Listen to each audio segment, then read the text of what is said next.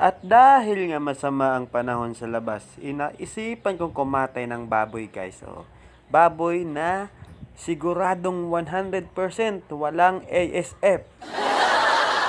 At kakaiba pa, kulay puti yung dugo.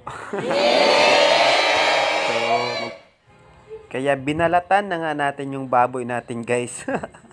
At syempre, pupunasan natin ng dahon yan para mawala yung lagta niya guys, o tagok tawagin dito sa amin. Oh, ayan, parang malinis na malinis. Oh, di ba? Puting-puti yung baboy, walang ESF 'yan. Woo!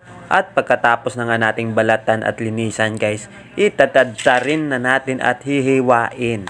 Imaginin mo na lang guys, na ex mo 'yan, na niloko ka, na parang tinatadtad ka sa sobrang sakit dahil iniwan ka. O, di ba? Pinong-pino 'yan guys. At nakahanda na nga rin yung mga pangsahog natin guys. So ano pa hintayin natin?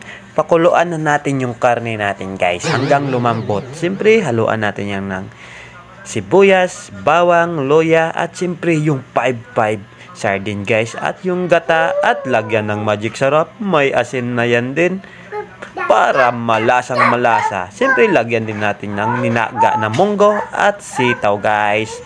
Para the best talaga yung loto natin. So, kain na guys!